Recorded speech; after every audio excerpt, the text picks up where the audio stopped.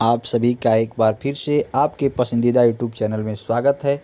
यह वीडियो आज एससीईआरटी पर हो रहे धरना प्रदर्शन को लेकर के अपडेट आई हुई है। देखिए, इस वीडियो में आपको बताने जा रहे हैं कि एससीईआरटी निशातगंज लखनऊ में आज 69,000 शिक्षक भर्ती से जुड़े अभ्यर्थी लगातार धरना दे रहे हैं। उसको लेकर यहाँ अपडेट जारी है। आइए आपको दिखाते हैं उनके बारे में और क्या उनकी मांग है, उनके बारे में आपको बताते हैं। 69,000 शिक्षक भर्ती में ओबीसी एससी आरक्षण घोटाला से संबंधित ये खबर निकल कर आई है। आरक्षण घोटाला शब्दावली इसलिए दी जा रही है क्योंकि राष्ट्रीय पिछड़ा वर्ग आयोग ने अपना अंतरिम आदेश सुनाया है सरकार को, और उसमें लगभग 5844 सीटों में आरक्षण की यहाँ पर अनदेखी की गई है। उस बात को यहाँ पर स्पष्ट तौर पर राष्ट्रीय पिछड़ा वर्ग आयोग ने जारी किया है।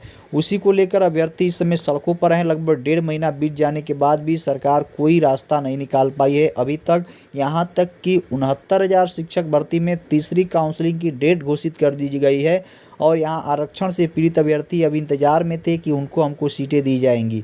एक वर्ग यहाँ पर 69,000 में 22,000 सीटों को जोड़ने की बात कर रहा है। आइए उसके बारे में भी बात करते हैं।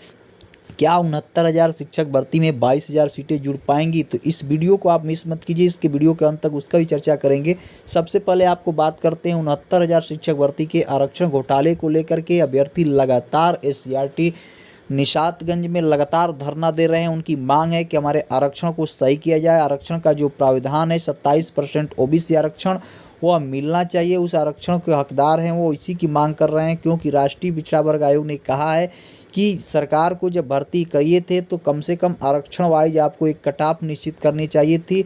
उससे अभ्यर्थियों को दिखाई दे कि हमारे इस आरक्षण में इतनी संख्या में अभ्यर्थी हमारे आप सामने हैं, लेकिन यहाँ पर उसकी हिला हवेली की गई, कोई लिस्ट यहाँ पर जारी नहीं की गई, जिसमें 5844 ओबीसी अभ्यर्थियों का यहाँ पर नुकसान राष्ट्रीय पिछड़ा वर्ग आयोग ने अपने लेटर में दिखाया है।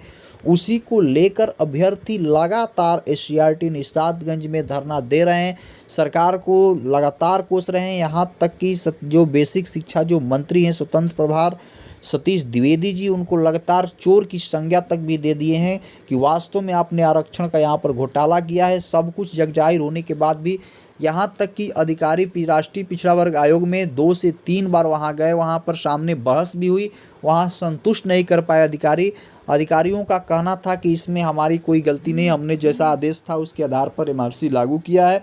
लेकिन कहने का तात्पर्य है कि यहाँ पर आरक्षण संबंधी राष्ट्रीय पिछड़ा वर्ग आयोग बार बार पूछता रहा कि जो 27% आरक्षण जितने अभ्यर्थियों को नहीं मिल पाया उसकी भरपाई आप कैसे कर पाएंगे। तो कोई जवाब अधिकारी नहीं दे पाया, और वो 5844 सीटें ओबीसी को न मिल पाई। इसको लेकर के बहुत से जो 5844 अभ्यर्थी हैं उनको नियुक्ति पत्र मिलना चाहिए था, वो आज घरों पर हैं। तो लगातार आंदोलन के लिए बाध्य हो गए हैं और एससीईआरटी लखनऊ में धरना दे रहे हैं।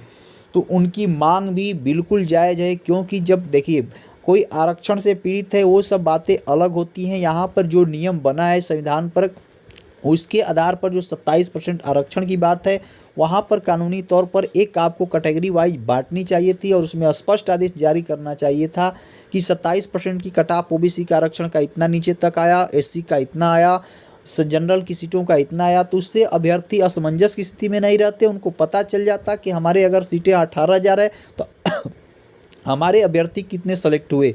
तो ये लगातार मांग और एससीईआरटी पर चल रही है 69,000 शिक्षक भर्ती आरक्षण घोटाले को लेकर के। एक वर्ग वहाँ पर मांग कर रहा है कि 69,000 में 22,000 सीटों को जोड़ा जाए। तो आपको बता दें कि 69,000 में 22,000 सीटों को जोड़ने के लिए सुप्रीम कोर्ट में भी अपील दायर की गई थी, लेकिन वहाँ से उसको सिरे से खारिज कर दिया गया। सबसे पहले एक बात अभ्यर्थियों को जाननी चाहिए, मांग करें कोई गलत बात नहीं है, मांग करनी चाहिए, लेकिन आपको मांग जायज़ होनी चाहिए। 69,000 शिक्षक भर्ती का मामला वहाँ से खारिज हो गया है। वहाँ पर इनको ये समझना चाहिए, बस इस बात को ध्यान में रखें कि 69,000 शिक्षक भर्ती का पूरा मामला सुप्रीम कोर्ट से अंतिम निर्णय के बाद पूरा किया गया है और 69,000 शिक्षक भर्ती पूरी हुई है। लेकिन 68,500 शिक्षक भर्ती आज भी हाई कोर्ट में ही पेंडिंग है, सुप्रीम कोर्ट तक उसका मामला भी नहीं पहुंच पाया है। जब तक अंतिम निर्णय 68,500 शिक्षक भर्ती को लेकर नहीं आ जाता, उस भर्ती के एक पद भी कहीं नई भर्ती में हो या 69,000 में कहीं जुड़ नहीं पाएंगे, क्योंकि वो भर्ती आज भी पेंडिंग है। उसका मामला अंतिम निर्णय नहीं घोषित हो जाता, उस भर्ती को क्लोज रिपोर्ट नहीं आ जाती, तब तक 68,500 शिक्षक भर्ती की जितनी भी 22,000 सीटें रिक्त हैं वो कहीं भी किसी भर्ती में जोड़ी नहीं जा सकती हैं और न्याय संगत नहीं है। सरकार यहाँ पर गलत इस्तेमाल भी नहीं करेगी, जोड़ने का साहस भी नहीं कर सकती है। तो यहाँ पर थोड़ा सा कहने का तात्पर्य है कि अभ्यर्थियों को सोच समझकर मांग करनी चाहिए। जितनी पदों की भर्ती निकली थी उस भर्ती में अर्हता में आप पूरा होते हैं तो ठीक है, अन्यथा अगली भर्ती की आप तैयारी कर सकते हैं। फिर भी अभ्यर्थी जो मांग कर रहे हैं अपनी मांग करनी चाहिए सरकार के साथ, सरकार जो उचित लगेगा वो करेगी। लेकिन आपको बस कानूनी रूप से अगर देखें तो सुप्रीम कोर्ट से मामला खारिज हो चुका है। 22,000 रिक्त जो पद हैं वो 69,000 में नहीं जोड़े जा सकते हैं।